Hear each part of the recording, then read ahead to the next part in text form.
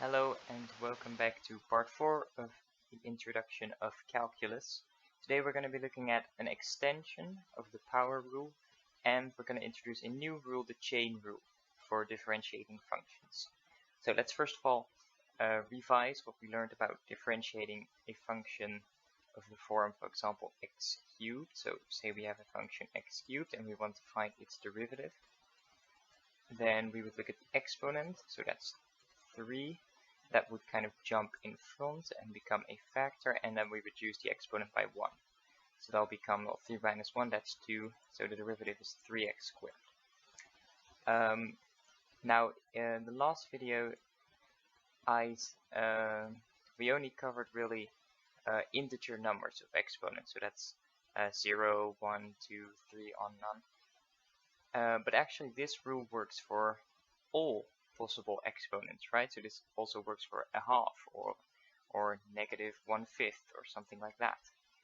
Now let's quickly revise, what does it mean to have a fractional exponent? Well, for example, x a half, that's actually just the second root of x, or just the square root, right? And so x a third, that is the third root of x, and for example x 3/5, that would be the fifth root of x cubed, something like that. And negative exponents, then you'll just look at the reciprocal, so x to the negative 1, that's just 1 over x, and x to the negative 3, for example, that's 1 over x cubed. And you can combine these all you want, like you want x to the negative 1/5, for example, that's 1 divided by the fifth root of x.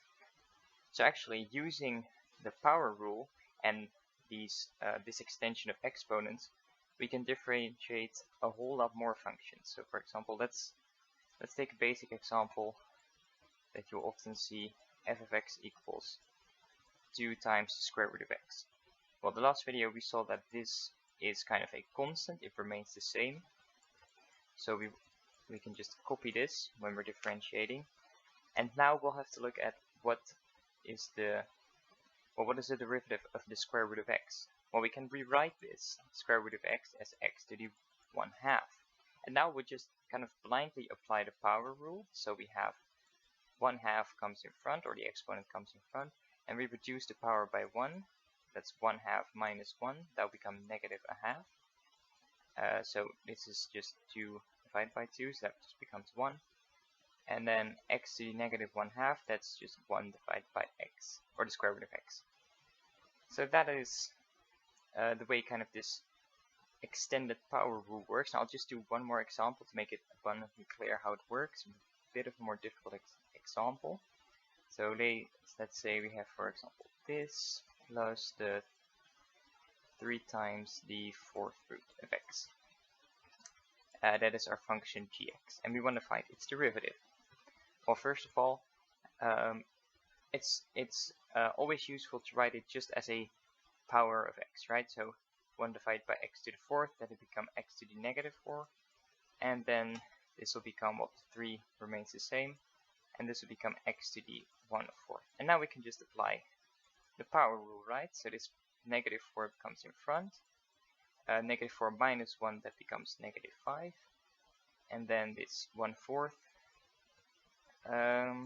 jumps in front, that'll become a fraction 3/4, and then reduce the power by 1, 1/4 minus 1, that's negative 3/4, and then I can rewrite it again in, oh, excuse me, this is the derivative, like that, and then I can rewrite it using fractions, so that'll become negative 4 divided by x to the 5th, and this one becomes, well, 3 divided by 4, and then I can use, you know, this kind of rule, so that will become the fourth root of x cubed, like that. So that is basically the extended power rule. It's just the same as the regular power rule, but it's important to highlight on its own that you can use it this way. Alright, so that was part 1. So part 2, we'll be looking at the chain rule. Now, the chain rule might be one of the most important differentiating rules, because it doesn't concern itself with one specific function. It's actually about how you differentiate certain types of functions. And to make it clear, I'll use an example later on. But the chain rule is what happens when you have a function that is kind of a function inside another function. So you have g like that. And I'll quickly give an example. So for example, you could have 3x plus 1. So that'll be h of x, 3x plus 1. And then that'll be put into the function x squared like that. So this will be, and this, you kind of have one function inside the other. If you know a little bit of trigonometric things, you can have, for example, sine of x squared plus 1. You would also use the chain rule for that, because you have one function inside the sine function, like that. So how do you differentiate one function inside the other? Well, I'll just first of all write the rule so you can see where I'm going. So the derivative of this kind of combined function is just the derivative of the outer function, and then as input just the regular inside function. You don't change any of this, this just remains the same. And then to correct, you have to multiply by the derivative of the inside function. So I'll obviously give an example because this is quite it's a little bit complex.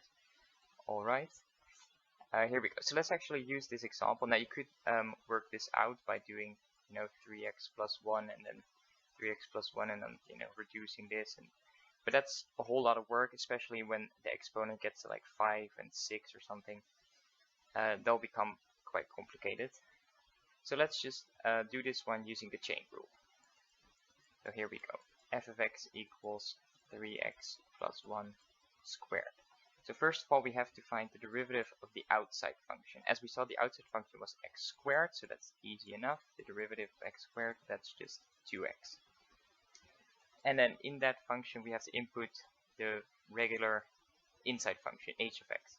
So h of x, we know that that's 3x plus 1. So we enter that into the derivative of g. That becomes 2 times 3x plus 1. And then we have to multiply by the derivative of h, which is the inside function. So the inside function, that's 3x plus 1. The derivative of that, remember, this is technically a 1 here, reduced to power by 1, that just becomes 3. So the derivative of h, that's 3, and we have to multiply that to find the derivative of f. Times 3, and that just becomes 6. Oh, excuse me, 6 like that, and then expand, that becomes 18x plus 6. And you can verify that this actually gives the same result as if you were just working it out and then doing it the long way, basically. But yeah, alright, so I'll do one more example to kind of combine the power rule and the chain rule. So those will be a little bit more complex, but as always, it's best to do a lot of practice problems when learning to differentiate. Alright, so let's look at one final example, f of x, and I'll do like a crazy one now, 3 times divided by the square root of x squared minus x plus 1. Alright, so let's take this in. Alright, so the first thing, we obviously have to use the chain rule, because we have kind of, the square root and then we have another function. So, but now how do we, well, okay, let's just write it down like the chain rule. So we have the chain rule, that's g of x, h of x, like that. And the outside function, that's 3 divided by the square root of something, right? X, I'll call this x here. And then the inside function, that's the quadratic inside there, so that's x squared minus x plus 1. And so now we can just apply the chain rule. First of all, we have to find the derivative of the outside function, and that's where the extended power rule comes in. So the derivative of g of x, let's see. Well, quickly we can rewrite this as a power of x. That's going to be x to the power of negative a half because it's the square root, and negative because it's in the denominator. And the derivative of that, well, that's 1/2 comes in front, or negative 1/2 rather comes in front. So you get negative 3 divided by 2, and then reduce the power by 1. That's like that. And then I can rewrite this as follows, like this. Because now I can kind of split this power into two, just a regular x and a square root, like that. So this is the derivative of g. And now we can do the first part of the chain rule, which is to enter the regular inside function into the derivative of g. So let's do that. So the derivative of f, well, that's first of all going to equal the derivative of g, negative 3 divided by 2, and then we have to enter this quadratic here, so that's going to be like that. This is just entering the regular or the inside function into the derivative of g, like that's going to be quite a long function. Alright, so now we have to finish our derivative. We have to multiply by the derivative of the inside function. So the inside function, that's h. You know h is this, so that's quite easy to differentiate. That's going to be 2x minus 1. So we have to multiply by 2x minus 1. Obviously don't forget the parentheses, because you have to multiply everything by 2x minus 1. And that completes the derivative. As you can see, the derivatives will become more complex as we go on, but eventually it will allow us to basically differentiate every function that you can think of, if they're differentiable. Alright, thank you for watching, and I'll catch you in the next part. Bye bye.